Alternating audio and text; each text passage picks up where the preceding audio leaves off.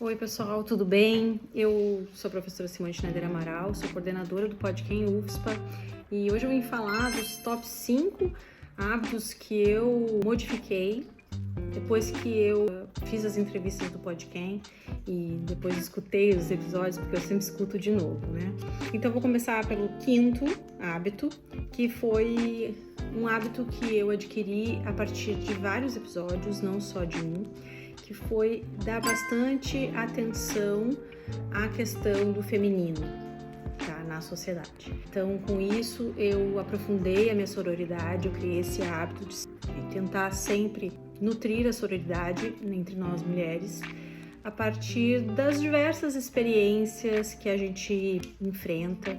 No momento que eu comecei a reconhecer as diversas violências e os diversos apagamentos que a gente enfrenta desde a mais tenra idade até a idade adulta, e os quais eu mesma enfrentei e sequer tinha consciência disso.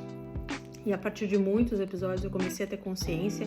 Para mim foi importante, então, mudar as minhas atitudes perante as minhas colegas e as minhas amigas e as pessoas próximas a mim.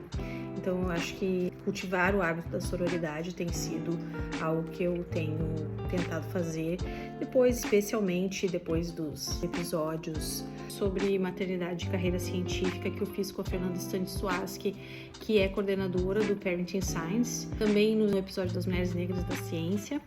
Também em alguns outros episódios, quando eu falei, por exemplo, de cotas, né, que eu conversei com alguns estudantes da UFSPA e da URGS sobre as cotas também, eu fiquei bastante atenta e fiquei mais consciente das questões do feminino, que foram bem importantes para mim. Então foram vários episódios que a gente permeou a questão do feminino, né, e que eu consegui aprender bastante com as pessoas que eu estava entrevistando e a partir dos diálogos que a gente estava criando.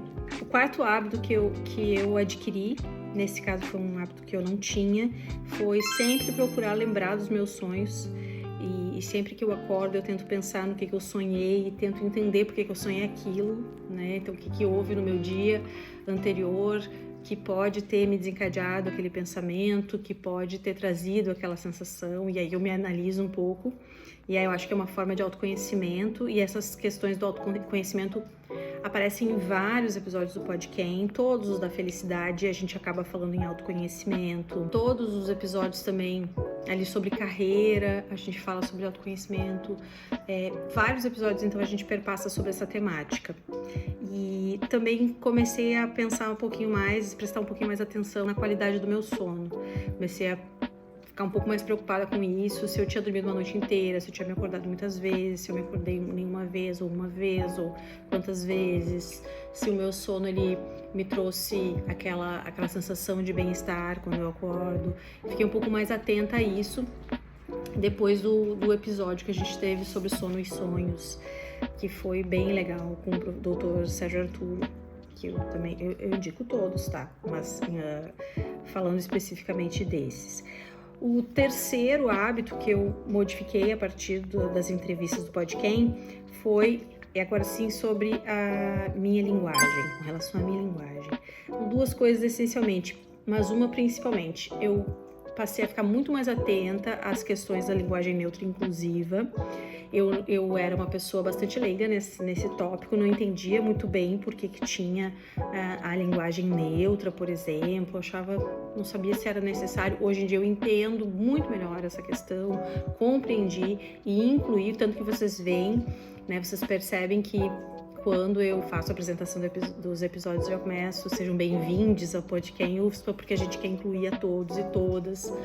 E também por ter uma linguagem bem mais inclusiva, eu li bastante a respeito disso para poder construir o episódio, e a gente percebe o quanto o apagamento na própria língua do feminino, o quanto isso faz com que a gente de fato se sinta excluída de algumas questões. Então eu busco falar sempre os estudantes, as estudantes, os cidadãos, as cidadãs.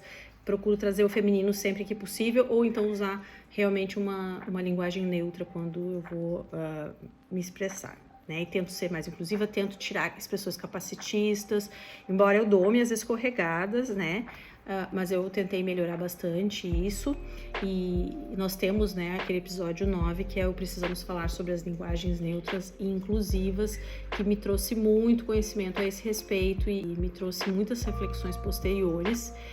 Também depois a gente fez um outro episódio, né, sobre linguagem, sobre conceito linguístico, que também me trouxe muitas reflexões importantes, inclusive para o próprio Podquem. Acho que a gente precisa falar mais sobre isso. Acho que às vezes a gente cria imagens na nossa cabeça, no nosso imaginário, quando a gente ouve, por exemplo, um sotaque de alguma região e o quanto isso pode ser ruim, né?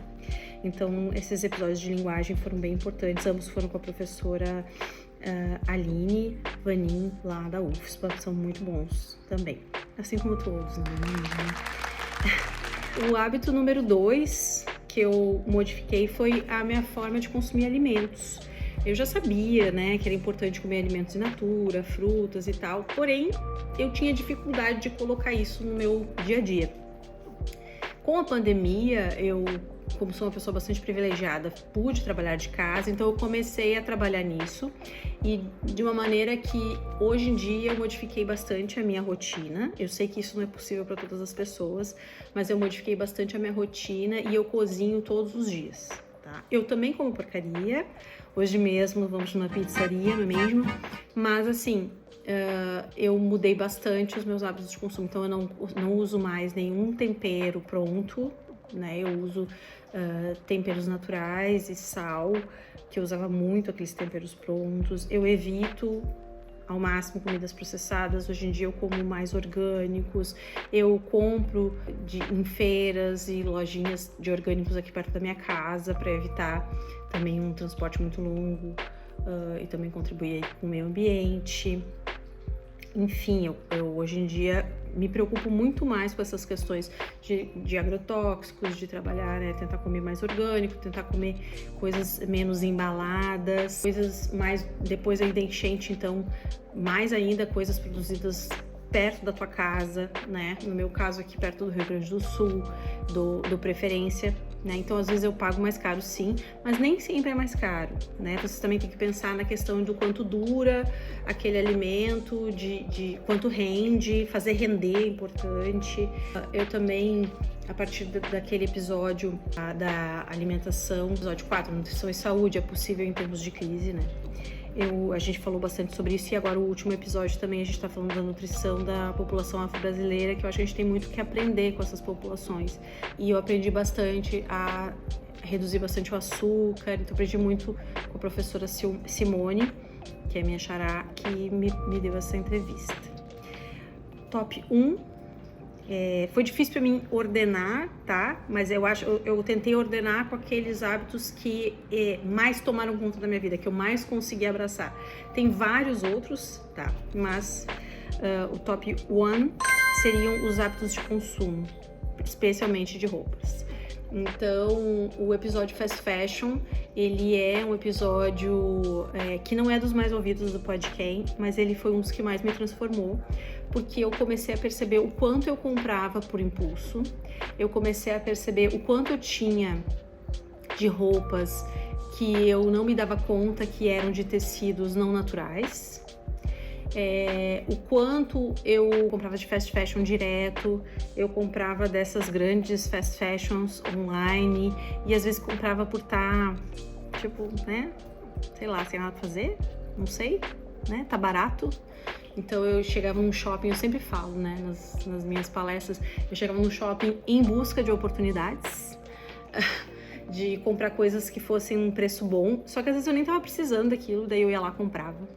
Então, depois desse episódio, eu fazia uma certa limpa no meu guarda-roupa, mas eu fiz mais uma limpa e decidi então parar com essas compras. E num primeiro momento, eu decidi passar 6 meses sem comprar nenhuma peça de roupa pra mim, exceto para meus filhos, que eu compro porque eles são pequenos, então eles crescem rápido. Então, eu acabei não coloquei eles nessa jogada.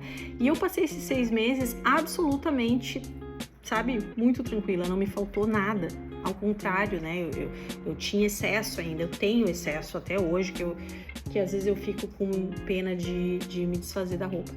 Então, calças jeans, por exemplo, roupas feitas em jeans, eu evito comprar, porque o jeans ele tem um processo que é bastante poluente, né?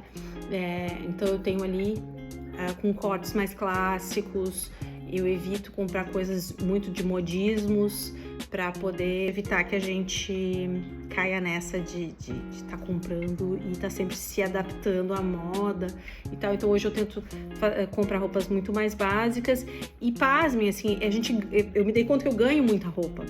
Eu ganho de presente de aniversário, então assim, eu realmente não preciso comprar. Então, além de fazer um bem pro meu bolso, eu fiz um bem para a humanidade, porque não tem por que ter tanto resíduo. Agora, nessa enchente aqui do Rio Grande do Sul, a gente vê o quanto a gente tem de excedente de roupas, tanto é que deu para doar muita roupa.